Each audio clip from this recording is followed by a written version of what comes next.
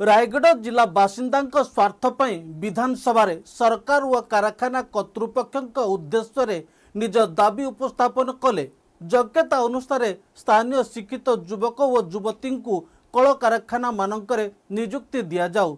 विधानसभा एभली दाबी करिसेंती रायगढ़ विधायक श्री काड्राका आपाल स्वामी। नमस्कार दर्शक बंधु, जीटीवी भारत ओडिया न्यूज चैनल को आपन को स्वागत करुछि। मु रामदास। खबरटी को शेष जाए देखंतु। चैनल को सब्सक्राइब करनथिले सब्सक्राइब करंतु, अधिक रु अधिक शेयर करंतु, आवश्यक स्थले कमेंट करी सचेतन करंतु। रायगढ़ एक आदिवासी बहुल जिला। एठारे 4 गोटी बड़ बड़ कल कारखाना रही, किंतु नियुक्ति सुजोग नथिबारु अनेक युवक युवती काम अनुसंधान रे दादन खटिबाकू जाई किए भलरे फेरुची तो किए सब होई फेरुची। सरकार दादन रखिबा पई जिले रे थिबा कारखाना गुड़िकरे अंतत 50% योग्यता अनुसार स्थानीय बासिंदा को नियुक्ति देले दादन समस्या दूर होगा सह जिलार आर्थिक अभिवृद्धि रे विकास हेबो बोली सरकार को दाबी करिसंती विधायक काड्राका आपाल स्वामी। आसंतु सुनिबा विधायक विधानसभा रे कौन कहिसंती। मान्यवर बाचस्पति महोदय, रायगढ़ जिला हूँ गोटे आदिवासी बहुल जिला। यही जिले में 70% आदिवासी बसवास करते।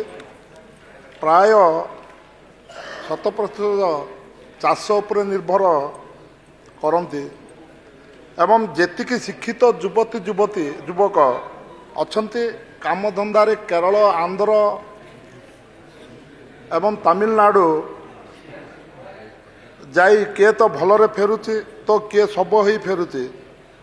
आम जिले में प्राय 5 गोटी बड़ बड़ कारखाना अच्छी। से इंफा थेरुवाली एवं जेके पेपर मिल एवं उत्कल आलुमिनिया, आदित्य बिरला एवं वेदांत आलुमिनिया लिमिटेड मध्य अच्छी। आम स्थानीय युवक युवती मानक चाकरी दिया जाऊ नहीं। बाचस्पति महोदय, मु आपणक जरिया विभाग मंत्री को निवेदन करुचे अंतत 50%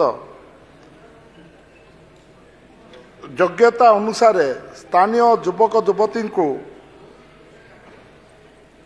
नियुक्ति देले दादन समस्याटा दूर होगा सहित जिलार आर्थिक अभिवृद्धि विकास होब। धन्यवाद। माननीय विधायक श्री खबरटी को शेष जाए देखिथिबारु आपन को धन्यवाद। पुणी देखा हबो अन्य एक खबर रे। सही समय पर्यंत विदाय नौछि। नमस्कार।